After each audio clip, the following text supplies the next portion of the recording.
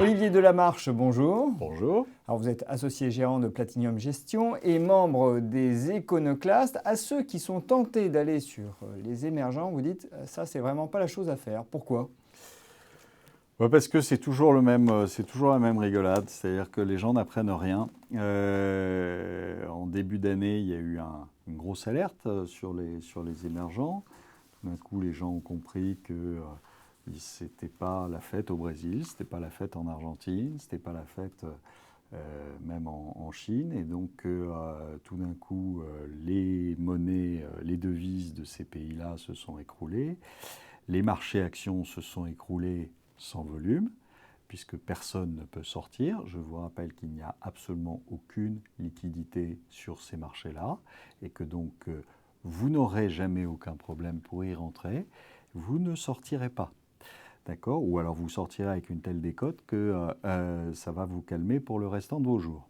Donc voilà, enfin, vous êtes sur Donc, quelque chose et rien qu'en prenant quelque chose compte qui était le prévisible. risque de liquidité, il ne faut pas y aller. Non, il ne faut pas y aller. Bien sûr que Pour non, vous. il ne faut pas y aller. Il ne faut pas y aller. Enfin, vous savez, c'est toujours la même chose. Hein. C'est comme le jour où vous vous retrouverez à 500 personnes dans un cinéma avec une seule porte de sortie et que vous y mettez le feu. Vous avez 500 morts. Bon. Mais donc, il ne faut pas se faire d'illusions. Mais en même temps, si on veut trouver un peu de croissance, c'est tout de même dans cette zone-là Et qu'il non. faut aller la chercher. Et non. Et non, ça c'est aussi, du domaine du rêve. Ces pays-là ne dépendent pour l'instant que de la croissance des pays occidentaux, qui sont leurs clients. Or aujourd'hui, il n'y a pas de croissance dans les pays occidentaux. Donc, quand vous avez vos clients qui sont en faillite, c'est difficile de faire de l'argent. Je vous rappelle tout de même que tous ces pays-là sont en grande partie dépendants de leurs exportations de matières premières. Or, il suffit de regarder les cours des matières premières en ce moment et vous vous apercevrez que ça ne peut pas marcher chez eux. Donc, on s'est aperçu, enfin, les gens qui ne savaient pas se sont aperçus que le Brésil était en récession, que l'Argentine c'était épouvantable, que voilà. Mais il n'y a aucune surprise là-dessus. Et si vous avez le pétrole qui demain baisse à $60 le baril, je ne vous raconte pas ce qui va se passer au Venezuela et ailleurs. Donc, ça, c'est pour les exportateurs de matières premières. Oui. Mais des pays comme la Chine. Et les pays comme la Chine, c'est amusant parce que ça fait un bon moment que je dis que la croissance chinoise est probablement la moitié, 3,5, 4%. Et pas 7, 7,5 comme on nous l'a vendu depuis des années et des années, enfin des années, les 2 dernières années. Qu'est-ce qui vous fait dire ça ? Ce qui me fait dire ça, c'est première chose, c'est la consommation électrique qui est pas brillante.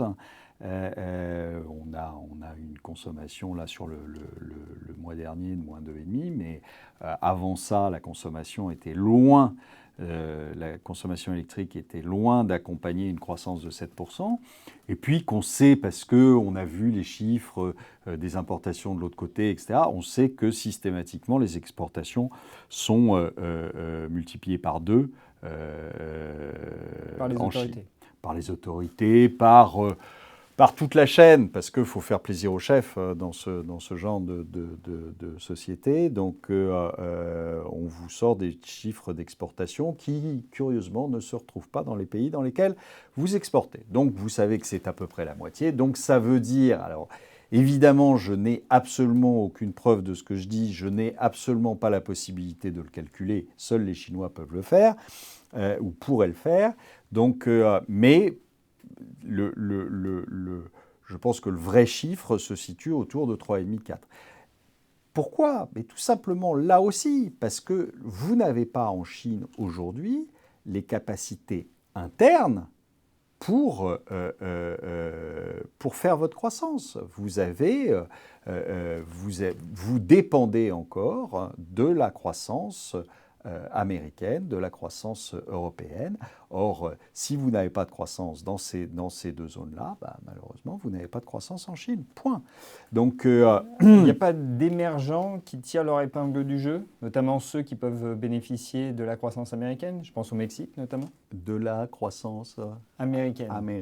D'accord. Non. Mais non plus. Parce que vous ne croyez pas à la croissance américaine. Ben voilà. Et donc, et regardez un peu les chiffres mexicains, c'est quand même pas flambant. Hein. Donc, il y a peut-être une corrélation inverse. Hein, et se dire que si le Mexique ne marche pas aussi bien que ça, c'est que peut-être les 4,6% de croissance qu'on nous a annoncés aux États-Unis ne sont pas franchement 4,6. Peut-être. Hein. Donc, moi, j'aime bien la phrase d'Albert Edwards sur les BRICS, qui dit que c'est une bloody, ridiculous investment concept. C'est réellement un concept ridicule d'investissement. Il n'y a pas de problème là-dessus. On ne va pas sur des marchés non liquides qui peuvent avoir des variations gigantesques et qui sont des pays qui sont surendettés, qui sont des pays qui ont un taux de pauvreté ahurissant et que dans un monde qui aujourd'hui a des potentiels de croissance qui sont quand même sérieusement révisés en baisse. Olivier, merci.